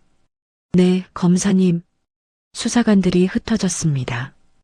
은정은 이준의 주소를 확인했어요. 서울 외곽수유동. 손이 떨렸지만 더 이상 미룰 수 없었습니다. 은정은 곧장 이준이 살던 곳으로 향했습니다. 좁고 가파른 달동네 골목이었어요. 낡은 건물들이 다닥다닥 붙어 있었고 골목길은 겨우 한 사람이 지나갈 수 있을 정도로 좁았습니다. 검은 코트를 입은 은정이 이 골목에 서 있는 모습은 어울리지 않았어요. 지나가는 주민들이 힐끗힐끗 쳐다봤습니다. 계단을 오를 때마다 삐걱삐걱 소리가 났어요. 발밑에 시멘트는 금이 가 있었고 난간은 녹슬어 있었습니다. 옥탑방으로 올라가는 철제 계단. 바람이 불자 계단 전체가 덜컹거렸어요. 은정은 잠시 난간을 잡고 섰습니다. 숨을 한번 깊게 들이마셨다가 천천히 내쉬었어요. 여기서 내 아들이 살았다고? 그 생각이 드는 순간 가슴 한가운데가 뻐근하게 조여왔습니다. 문틈으로 희미한 전등 불빛이 새어나왔습니다. 이준의 낡은 방문 앞에 섰습니다. 페인트가 벗겨진 철문이었어요. 은정은 심호흡을 했습니다. 손을 들어 문을 두드렸어요. 똑똑. 잠시 후 문이 열렸습니다. 이준이 나타났어요. 며칠 사이 더 야윈 얼굴이었습니다. 그는 은정을 보자 눈이 휘둥그레졌어요. 검사님? 이준의 목소리에는 경계심이 가득했습니다. 여전히 자신을 범죄자로 취급할 거라고 생각하는 눈빛이었어요. 여긴 어쩐 일이십니까? 자백하면 끝난다고 하셨잖아요. 은정의 입술이 떨렸습니다. 목구멍까지 차오르는 말을 삼키려 했지만 삼킬 수가 없었어요. 손이 허공에서 멈칫거렸습니다. 그리고 은정은 아무 말 없이 이준을 와락 끌어안았습니다. 주원아, 20년의 세월, 잃어버렸던 온기. 은정은 이준의 어깨에 얼굴을 묻고 흐느꼈어요. 주원아, 내 아들 주원아, 미안해. 엄마가 정말 미안해. 이준은 놀라서 몸이 굳었습니다. 무슨 상황인지 이해할 수 없었어요. 검사가 왜 자신을 안고 있는 건지, 왜 주원이라고 부르는 건지. 머릿속이 하얘졌습니다. 검사님, 무슨 말씀이세요? 저는 이준인데요. 은정이 고개를 들었습니다. 눈물로 범벅이 된 얼굴이었어요. 아니야. 넌 김주원이야. 내 아들이야. 20년 전에 잃어버린 내 아들. 이준의 눈이 크게 떠졌습니다. 믿기지 않는다는 표정이었어요. 잠깐만요. 저 장난하시는 거죠? 저는 부모도 없고 그냥 쓰레기장에서. 이준은 말끝을 흐렸습니다. 목소리가 떨렸어요. 유전자 검사 결과가 나왔어. 넌 내 아들이야. 내가 낳은 아이야. 은정의 목소리가 갈라졌습니다. 이준은 멍하니 서 있었어요. 가슴이 쿵 하고 내려앉는 느낌. 20년 동안 궁금해하던 질문이 입 밖으로 터져 나왔습니다. 저 진짜 엄마 있어요? 저 버려진 거 아니에요? 은정은 고개를 끄덕였어요. 눈물이 다시 쏟아졌습니다. 미안해. 넌 버려진 게 아니야. 납치당한 거야. 엄마가 널 못 찾았어. 이준의 눈에서도 눈물이 흘러내렸습니다. 태어나서 처음 느껴보는 엄마의 품이었어요. 따뜻했습니다. 20년 동안 그리워했던, 상상만 했던 그 온기였어요. 어릴 때부터 다른 아이들이 엄마 손을 잡고 가는 걸 볼 때마다 부러웠습니다. 나한테도 엄마가 있었으면 마음속으로만 수백 번 되뇌었죠. 그런데 지금 엄마가 자신을 안아주고 있었습니다. 은정이 이준의 얼굴을 두 손으로 감싸 쥐었습니다. 눈물을 훔쳐주며 말했어요. 엄마가 널 범죄자라고 의심했어. 조작된 증거를 보고 네가 나쁜 짓을 했다고 믿었어. 법정에서 널 모욕했어. 정말 미안해. 이준은 고개를 저었습니다. 괜찮아요. 저도 몰랐는걸요. 어떻게 알았겠어요. 그래도 엄마가 가장 먼저 알아봤어야 했는데. 그 말에 은정의 울음이 더 터져 나왔어요. 이렇게 착한 아이를, 이렇게 순수한 아이를 자신이 범죄자라고 몰아붙였다니. 두 사람은 오래도록 울음을 멈추지 못했습니다. 20년 묵은 그리움과 아픔이 눈물이 되어 쏟아져 나왔어요. 한참 뒤 진정이 된 이준이 은정을 방 안으로 들어오게 했습니다. 성인 남자 혼자 눕기도 벅찬 좁은 방이었어요. 은정은 방 안을 둘러보다가 입을 틀어막았습니다. 숨이 턱 막혀 한동안 말이 나오지 않았죠. 벽지는 곰팡이로 얼룩져 있었고 퀴퀴한 냄새가 코를 찔렀어요. 방바닥에는 보온을 위해 신문지가 깔려 있었습니다. 창문에는 뽁뽁이가 붙어 있었고 한쪽 구석에는 이불이 돌돌 말려 있었어요. 자신의 넓고 따뜻한 아파트가 떠올랐습니다. 같은 하늘 아래 아들은 이런 곳에서 살고 있었던 거예요. 방 한 구석, 텅 빈 냉장고 옆에 종이들이 수북하게 쌓여 있었습니다. 은정이 다가가 보니 할머니의 수술비 영수증이었어요. 500만 원, 300만 원, 200만 원. 분할 납부한 영수증들과 약봉지들이 빼곡했습니다. 은정의 눈에서 다시 눈물이 흘러내렸어요. 이 돈 때문에 네가 감옥에 가려 했던 거구나. 할머니 살리려고. 이주는 대답하지 못했습니다. 고개를 숙인 채 눈물만 뚝뚝 떨어뜨렸어요.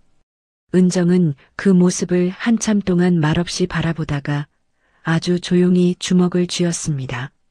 손등의 핏줄이 도드라지게 솟아올랐어요. 은정의 눈빛이 순식간에 바뀌었습니다. 슬픔이 증오로, 눈물이 불꽃으로 변했어요. 그녀의 목소리가 차갑게 가라앉았습니다. 내 아들 눈에서 눈물 나게 한 놈들, 내가 피눈물 흘리게 해줄게. 은정은 주먹을 꽉 쥐었습니다. 이제 그녀의 반격이 시작될 차례였습니다. 은정은 이준의 옥탑방을 나오자마자 손등으로 눈물을 닦았습니다. 그리고 표정을 굳혔어요. 충혈된 눈에서 슬픔이 사라지고 차가운 결의가 타올랐습니다. 검찰청으로 돌아온 은정은 곧바로 수사팀을 소집했어요. 밤늦은 시간이었지만 아무도 불평하지 않았습니다. 은정의 눈빛이 심상치 않았거든요. 이준이 제공한 단서들을 토대로 조직의 연락 패턴을 하나하나 재확인하기 시작했습니다. 대포폰 번호, 업무용 앱의 서버 기록, 자금 흐름. 모든 것을 처음부터 다시 파헤쳤어요. 디지털 분석팀 연결해. 은정이 수화기를 들며 말했습니다. 삭제된 통화 기록 복구할 수 있어? 피의자 이준의 휴대폰에서 수화기 너머로 대답이 들려왔어요. 시간이 좀 걸리겠지만 시도해 보겠습니다. 시간 없어. 오늘 안에 무조건 해줘. 은정의 목소리는 단호했습니다. 평소에 그녀답지 않게 다급했어요. 몇 시간이 지났습니다. 밤이 깊어가고 검사실에는 은정만 홀로 남아 모니터를 노려보고 있었어요. 그때 이메일 알림이 떴습니다. 디지털 분석팀에서 보낸 파일이었어요. 은정은 떨리는 손으로 파일을 열었습니다. 노이즈가 섞인 음성 파일이었어요. 재생 버튼을 누르자 남자의 목소리가 스피커를 통해 흘러나왔습니다. 네 할머니 병원에 계시지? 잘못하면 오늘이 마지막일 수 있어. 박영탁의 목소리. 은정의 표정이 차갑게 얼어붙었습니다. 내 아들의 효심을 감히 너희들의 먹잇감으로써 절대 용서할 수 없었습니다. 같은 시각 어딘가의 어두운 사무실. 박영탁은 초조하게 휴대폰을 들여다보고 있었어요. 이준에게 연락이 닿지 않았습니다. 전화도 받지 않고 메시지도 읽지 않았어요. 이 자식? 튀었나? 박영탁이 이를 갈며 직원들에게 명령했습니다. 병원 가서 할머니랑 좀 놀아드려라. 어서 움직여. 직원 2명이 고개를 끄덕이고 자리를 떴어요. 하지만 박영탁은 몰랐습니다. 이미 그물이 조여오고 있다는 것을요. 은정이 미리 배치한 강력계 형사들이 병동 곳곳에 잠복해 있었습니다. 눈에 띄지 않게 환자 가족인 척, 청소부인 척 말이죠. 검사님, 수상한 인물 2명 병동으로 올라옵니다. 무전기에서 보고가 들어왔습니다. 은정이 대답했어요. 확인되면 바로 제 앞에.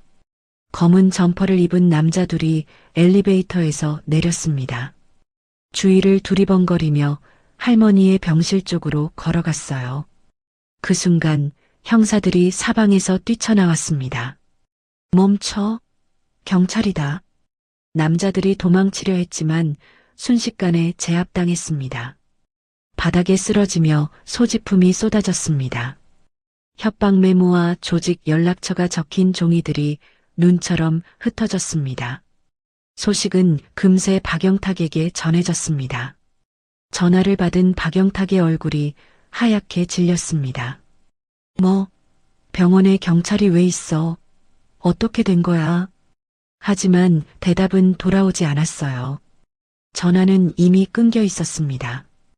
은정은 체포된 직원들을 신문해 박영탁의 은신처를 특정했습니다. 서울 외곽의 오래된 창고 건물이었어요. 지금 바로 출동한다. 은정이 방탄조끼를 입으며 말했습니다. 수사관이 걱정스럽게 물었어요. 검사님이 직접 가실 필요까지는 없지 않습니까? 아니, 내 눈으로 직접 봐야겠어. 그놈이 잡히는 꼴을. 은정의 눈빛은 흔들림이 없었습니다. 오래된 창고 건물 앞, 새벽녘의 어둠 속에서 형사들과 함께 잠복하고 있던 은정이 손짓했어요. 돌입. 문이 부서지며 형사들이 들이닥쳤습니다. 창고 안에는 범죄의 증거들이 널려 있었습니다. 장부 현금 뭉치, 피해자 명단. 방 뒤편에서 도망치려던 박영탁이 튀어나오다 은정과 정면으로 마주쳤습니다. 은정이 그의 앞을 막아섰습니다. 어디가? 차갑고 낮은 목소리였어요.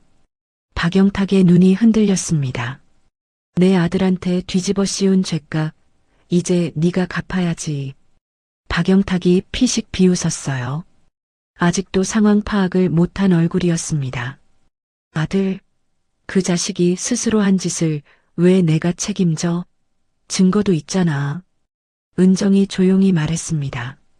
목소리에는 분노가 차갑게 얼어붙어 있었어요. 입 다물어. 법정에서 똑똑히 말하게 해줄 테니까. 박영탁에게 수갑이 채워졌습니다. 그가 끌려나가는 모습을 은정은 끝까지 지켜보았어요. 며칠 뒤 서울중앙지방법원 대법정은 방청객으로 가득 찼습니다. 기자들의 카메라 플래시가 터졌고 웅성거리는 소리가 법정 안을 채웠어요. 피고인석에는 박영탁이, 증인석에는 이준이 앉아 있었습니다. 은정은 검사석에서 천천히 일어났어요. 법정이 조용해졌습니다. 피고인 박영탁은 보이스피싱 조직을 운영하며 수십 명의 피해자에게 수억 원의 피해를 입혔습니다. 은정의 목소리가 법정에 울려 퍼졌어요. 평소보다 더 단단하고 날카로운 목소리였습니다. 또한 피고인은 이준에게 범죄를 지시하고 협박을 통해 죄를 덮어 씌우려 했습니다. 그녀가 손짓하자 법정의 스피커에서 녹음 파일이 재생되었습니다. 돈 제대로 못 가져오면 네 할머니 오늘 끝이다. 박영탁의 목소리가 법정 전체에 울려 퍼졌어요. 방청석이 술렁거렸습니다. 사람들이 수군거리는 소리가 들렸어요. 은정은 이준을 바라보았습니다. 증인석에 앉은 아들의 눈과 잠시 마주쳤어요. 그리고 단호하게 말했습니다. 검찰은 피고인 박영탁에게 법정 최고형을 구형합니다. 박영탁의 얼굴이 하얗게 질렸어요. 그는 고개를 떨구었습니다. 더 이상 비웃을 여유가 없었죠. 판사가 조용히 판결문을 읽었습니다. 피고 박영탁을 징역 15년에 처한다. 법정에 탄식과 안도가 뒤섞인 소리가 퍼졌어요. 박영탁이 수갑을 찬 채 끌려나갔습니다.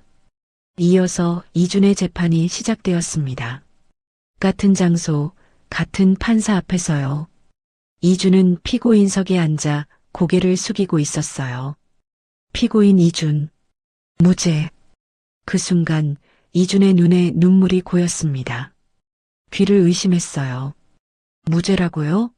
정말로요? 손이 힘없이 떨어지다가 이내 의자 팔걸이를 꽉 잡았습니다.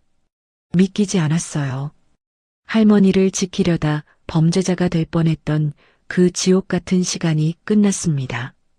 재판이 끝나고 사람들이 하나둘 법정을 빠져나갔어요. 이준은 천천히 자리에서 일어났습니다. 그리고 고개를 돌렸어요. 법정 뒤편에 은정이 서 있었습니다. 멀찍이 떨어진 곳에서 조용히 아들을 바라보고 있었어요. 두 사람의 시선이 마주쳤습니다. 20년의 세월을 잃어버린 모자가 처음으로 서로를 가족의 눈으로 바라본 순간이었어요. 이준의 눈빛에는 안도와 벅참이 담겨 있었습니다. 은정의 눈빛에는 미안함과 깊은 사랑이 동시에 어려 있었어요.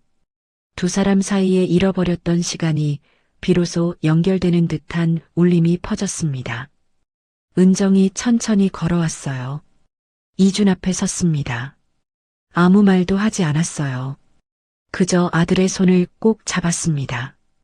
은정의 표정이 결연하게 바뀌었어요. 마침내 되찾아야 할 가족이 분명해지는 순간이었습니다.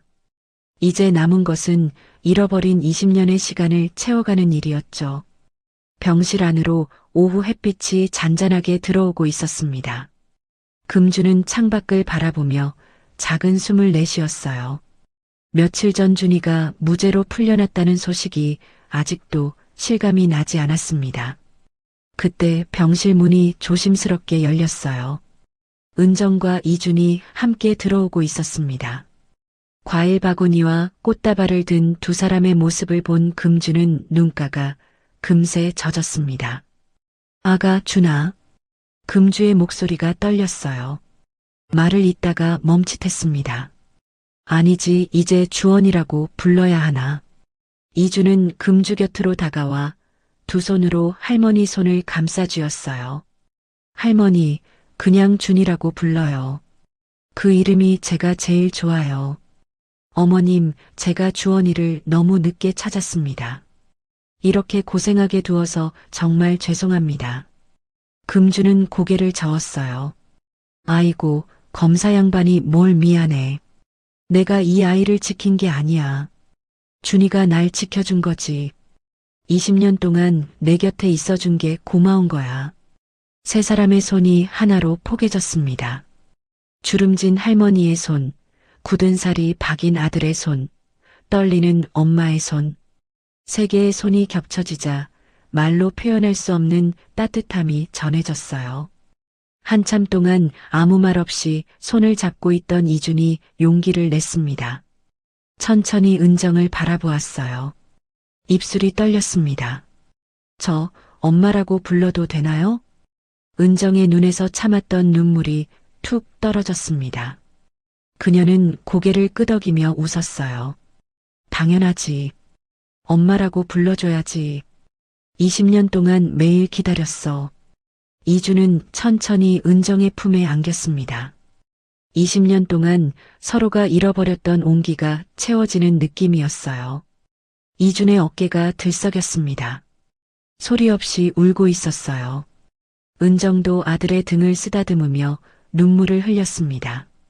금주는 그 모습을 바라보며 조용히 눈물을 닦았어요. 가슴 한구석이 뻐근했지만 그보다 더 큰 안도감이 밀려왔어요. 그날 오후 은정은 병원비를 조용히 정리했습니다. 금주는 놀란 듯 두 손을 모으며 말했습니다. 아이고, 이런 큰 돈을. 검사님, 내가 어떻게 갚아? 은정은 금주 앞에 무릎을 꿇었어요. 그리고 깊이 절을 올렸습니다. 어머님, 죽을 뻔한 제 아들 살려주셔서 감사합니다. 20년 동안 사랑으로 키워주셔서 정말 감사합니다. 평생 은인으로 모실게요. 금주의 눈에서 또다시 눈물이 흘러내렸어요. 아이고, 이러지 마. 난 그냥 당연한 일을 한 것뿐인데.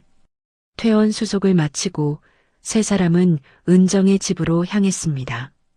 20년 만에 한 지붕 아래 모인 가족이었어요. 은정의 아파트는 넓고 따뜻했어요. 거실에는 푹신한 소파가 놓여 있었고 벽에는 은정이 젊었을 때 찍은 가족 사진이 걸려 있었습니다. 사진 속에서 남편 성범이 웃고 있었고 은정의 품에는 어린 주원이가 안겨 있었어요. 금주는 거실에 들어서며 연신 두리번거렸습니다. 이준도 어색한 표정으로 주위를 둘러보았어요. 지금까지 살던 옥탑방과는 너무나 다른 공간이었거든요. 바닥은 따뜻했고 벽에서 곰팡이 냄새가 나지 않았습니다. 창문 너머로 서울의 야경이 반짝였어요. 은정이 부엌으로 향했습니다. 냉장고에서 미역을 꺼내 물에 담갔어요. 손이 떨렸습니다. 20년 동안 주지 못했던 생일이 떠올랐어요. 4살 이후로 단 한 번도 끓여주지 못했던 미역국. 엄마, 뭐 하세요? 은정은 고개를 돌렸어요. 눈가가 붉었지만 미소를 짓고 있었습니다. 내 생일 때마다 끓였던 미역국이야. 이제야 다시 내 앞에 내놓는다. 저녁이 되었습니다. 소박하게 차려진 식탁에 세 사람이 둘러앉았어요. 김이 모락모락 나는 미역국, 갓 지은 쌀밥, 그리고 주원이가 어렸을 때 좋아했던 반찬들. 계란말이, 멸치볶음, 김치. 이주는 숟가락을 들어 미역국을 한 숟가락 떴습니다. 입에 넣는 순간 눈을 감았어요. 따뜻하고 구수한 맛이 입안 가득 퍼졌습니다. 그런데 이상하게도 처음 먹는 맛이 아닌 것 같았어요. 어디선가 느껴본 적 있는 아주 오래된 기억 속의 맛이었습니다. 가슴 깊은 곳에서 뭔가가 꿈틀거렸어요. 4살 이전의 기억. 희미하지만 분명히 존재하는 무언가. 은정은 이준의 손등을 덮었습니다. 앞으로 생일마다 직접 끓여줄게. 잃어버린 시간만큼, 아니, 그보다 더 많이. 이준은 조심스럽게 주머니에서 무언가를 꺼냈어요. 색이 바래고 꼬리가 떨어져 나간 파란 공룡 인형이었습니다. 20년 동안 단 한 번도 버리지 않았던 보물이었죠. 기억은 안 나는데 이건 차마 버릴 수가 없었어요. 왜인지 모르겠지만 이걸 보면 마음이 따뜻해졌거든요. 은정은 인형을 바라보며 미소 지었어요. 그건 내가 잃지 않으려고 몸으로 기억한 거야. 머리는 잊어도 마음은 기억했던 거지. 우리를 이어준 마지막 끈이었어. 금주도 인형을 바라보며 고개를 끄덕였습니다. 쓰레기장에서 널 발견했을 때 얼어 죽기 직전이었는데도 이 인형만은 꼭 쥐고 안 났어. 그때부터 알았지. 이 인형이 너한테 얼마나 소중한지. 세 사람은 미역국을 먹으며 소박한 저녁을 보냈습니다. 거창한 대화는 없었어요. 그저 밥을 먹고 가끔 눈을 마주치고 조용히 미소 지었습니다. 그것만으로도 충분했어요. 창밖으로 노을빛이 물들어갔습니다. 주황빛 햇살이 식탁 위에 내려앉아 세 사람의 얼굴을 따뜻하게 비췄어요. 20년 만에 드디어 완성된 가족의 밥상. 오랜 시간 떨어져 있었지만 이 순간 세 사람은 잃어버린 시간을 대신할 새로운 시작을 함께 맞이하고 있었습니다. 앞으로 채워가야 할 날들이 그들 앞에 놓여 있었어요. 오늘 이야기를 끝까지 들어주셔서 감사합니다. 어디에서 이야기를 듣고 계신지 댓글로 남겨주시면 한 분 한 분 반갑게 인사드리겠습니다. 오늘도 행복하시고 건강한 하루 보내시길 간절히 바랍니다. 다음 이야기로 찾아뵙겠습니다. 구독, 좋아요 부탁드립니다. 햇살 같은 이야기였습니다.